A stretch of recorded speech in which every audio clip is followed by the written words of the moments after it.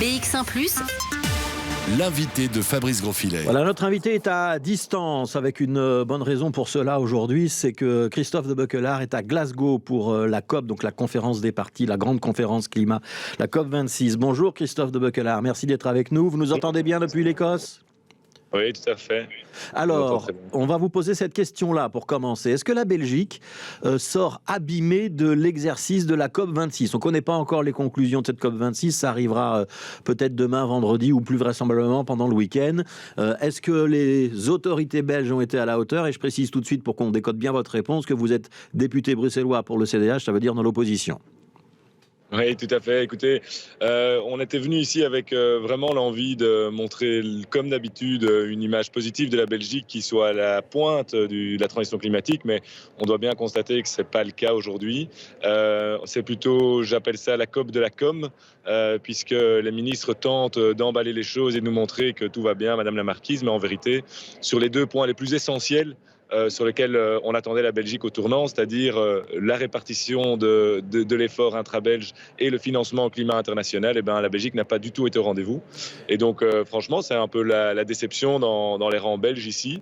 Visiblement, ça ne va pas changer d'ici la fin de la COP. Donc, on va rentrer quand même un peu penaud à Bruxelles. Alors, vous venez de pointer deux éléments. On va commencer par le premier, celui qui a fait beaucoup parler ces derniers jours. C'était effectivement l'échec dans la répartition des efforts à l'intérieur des entités belges, ce qu'on appelle le border sharing, avec notamment la Flandre qui ne voulait pas aller au-delà des 40% de réduction de ses émissions de carbone. C'est de la faute de la Flandre, ou est-ce que vous estimez que les entités francophones, Bruxelles, la Wallonie, éventuellement l'entité fédérale, ont aussi leur part de responsabilité dans cet échec ? Oui, c'est une responsabilité collective. Alors évidemment, on sait bien que la Flandre est beaucoup plus mesurée et n'a pas envie, ou en tout cas certains partis en Flandre n'ont pas envie d'aller aussi vite, et c'est évidemment à déplorer. Mais il y a aussi clairement une responsabilité des négociateurs de tous les ministres du climat en Belgique.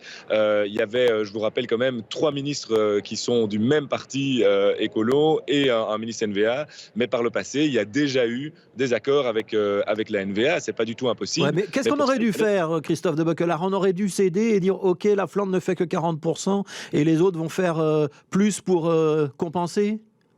Non, allez, honnêtement, on aurait dû déjà il y a 1 an commencer les négociations. Et nous, c'est ce qu'on a demandé dans tous les parlements. Vous pouvez aller voir les débats parlementaires. Dans tous les parlements, on a interpellé les ministres en disant où en êtes-vous ? Commencez la négociation. On sait que ça va être difficile. Dans 1 an, on ne peut pas arriver à cette COP sans un accord intra-belge. Sinon, c'est la risée internationale. Et c'est exactement ce qui est arrivé. C'est-à-dire que les ministres se sont réveillés à la veille de la COP. Et aujourd'hui, on pleure sur le lait renversé en disant ah, c'est dommage, on n'a pas réussi à trouver un accord. Mais c'est évidemment, il y a bien plus longtemps qu'on aurait dû commencer à s'y mettre et essayer petit à petit, comme on l'a fait pour le précédent accord, de convaincre la Flandre de marcher. Et ça aurait pu, je suis convaincu que ça aurait pu arriver parce que tout le monde commence, et il y a des députés NVA ici qui sont très conscients de l'importance de la transition climatique et qui sont prêts à faire des efforts. Mais pour ça, il faut une méthode négociée et pas pointer un mouton noir, parce qu'alors on braque les gens et on n'arrive pas à trouver un accord. Est-ce que c'est quand même pas un petit peu la NVA qui décide ce qu'elle veut faire et ce que le gouvernement va faire et qui prend un petit peu en otage la politique climatique de l'État belge dans son ensemble ? C'est pas la lecture que vous avez ? C'est sûr qu'elle joue à ce jeu-là, mais ce jeu-là a une limite, et je suis certain qu'en ayant eu plus de temps et avec une vraie méthode de négociation, on aurait pu arriver à un résultat. Alors le deuxième élément que vous avez pointé, c'est le financement international de la politique climatique. Vous dites que c'est un mauvais résultat. Moi j'ai une dépêche sous les yeux qui annonce que la Wallonie a quand même sensiblement augmenté sa part de financement. On va passer de 8 millions à plus de 12 millions. Et qu'en ce qui concerne Bruxelles, on est dans un montant plus modeste, 2 750 000 € de financement, mais que ça fait de Bruxelles un des plus forts contributeurs par tête d'habitant. Et vous dites c'est pas bon.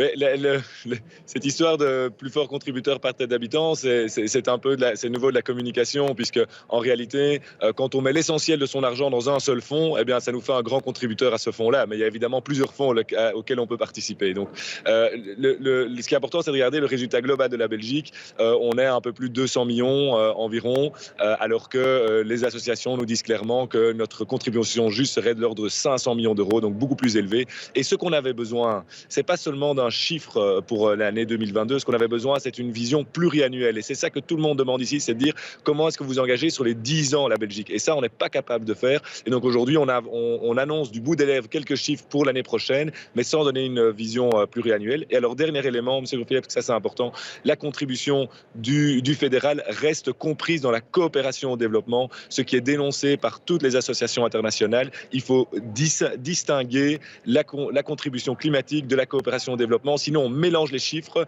et on dit qu'on fait de la coopération au développement et la transition climatique, alors en fait on n'en fait qu'un. Ouais, donc ce dont on parle, pour que tout le monde comprenne bien, c'est le financement à destination des pays les plus vulnérables au changement climatique, où les pays les plus riches contribuent pour aider ceux qui sont plus en difficulté mais qui sont parfois en première ligne. Globalement, vous allez tirer quel bilan de cette COP 26, Christophe de Beuckelaer? Parce qu'on apprend quand même que certains États annoncent des accords. C'est le cas des États-Unis et de la Chine qui confirment qu'ils veulent s'engager dans la voie de la lutte contre le réchauffement climatique. On va attendre les grandes conclusions internationales. Ce sera peut-être pour vendredi, peut-être pour un petit peu plus tard. Si on fait abstraction des péripéties belgo-belges, sur le reste, c'est une COP qui a été utile?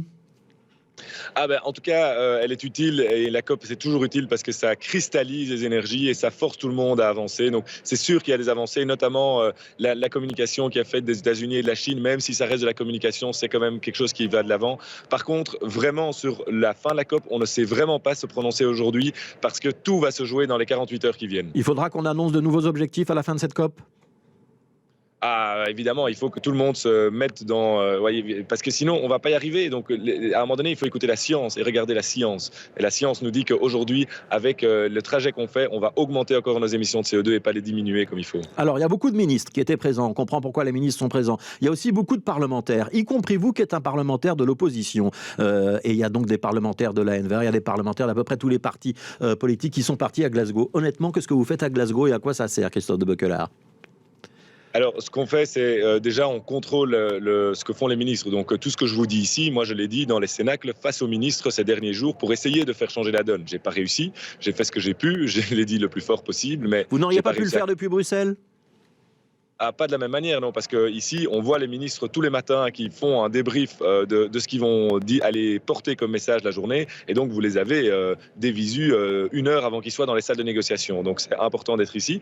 Et puis deuxième chose, ça permet de rencontrer des experts de tous bords et des gens et de ramener des bonnes pratiques en Belgique. Moi, j'ai travaillé sur 2 gros dossiers ici à Glasgow, c'est les réseaux de chaleur pour l'énergie domestique et la sobriété numérique, la sobriété énergétique. C'est 2 énormes dossiers que j'ai travaillé ici à Glasgow avec des gens que je n'aurais pas pu rencontrer sans être venu ici. Et puis la dernière chose, je pense, c'est la prise de conscience. C'est-à-dire qu'en venant ici et en communiquant sur les réseaux sociaux, en étant présent dans les médias et en relatant ce qui se passe à cette COP, on fait monter la prise de conscience en Belgique de l'importance de la transition climatique. Alors, il nous reste un petit peu moins de 2 minutes. Je voudrais qu'on quitte le climat et qu'on parle de mobilité. Vous êtes un peu le monsieur mobilité au sein du groupe CDH au Parlement bruxellois. Quentin Bourgmestre, Vincent De Wolf passe en force pour installer des pistes cyclables qui ne sont pas celles qu'avait imaginé la région bruxelloise et qu'il fait des pistes sur les côtés alors qu'on avait imaginé un grand axe cycliste sans voiture. Il a raison de le faire ou il a tort de le faire? Et je parle de l'avenue de Tervuren, évidemment.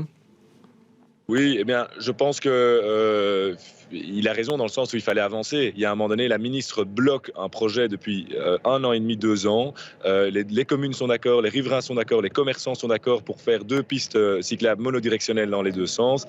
Et la ministre, dogmatiquement, veut une piste bidirectionnelle. Alors, elle peut avoir raison contre tout le monde. Mais ici, à un moment donné, il faut avancer. Les cyclistes ont besoin de pistes cyclables. Moi, je prends cet axe tous les jours pour aller au bureau. Je suis très content de l'installation qui est faite aujourd'hui. Ouais, vous savez aussi que parfois les cyclistes aiment bien être séparés des automobilistes pour se sentir vraiment en sécurité. Ça sera le cas avec les pistes qu'on annonce maintenant, qu'on est en train de construire maintenant? Non, mais il y a 2 écoles. Il y en a qui veulent absolument être séparés et il y en a d'autres qui veulent pas avoir des cyclistes qui viennent en contresens parce qu'ils trouvent ça très dangereux. Donc, le débat sur les pistes bidirectionnelles, il est éternel. À certains endroits, ça peut se justifier. Ici, les aménagements permettaient très bien de faire le monodirectionnel dans les 2 sens et ça convenait très bien. Ouais. Alors, puisque vous êtes membre du CDH, je ne vais pas vous quitter sans vous poser la question de savoir si Benoît Sorex va aussi faire des pistes cyclables sur la partie de l'avenue de Tervuren qui traverse la commune de Woluwe-Saint-Pierre. Le cycliste que vous êtes lui en a parlé ou pas?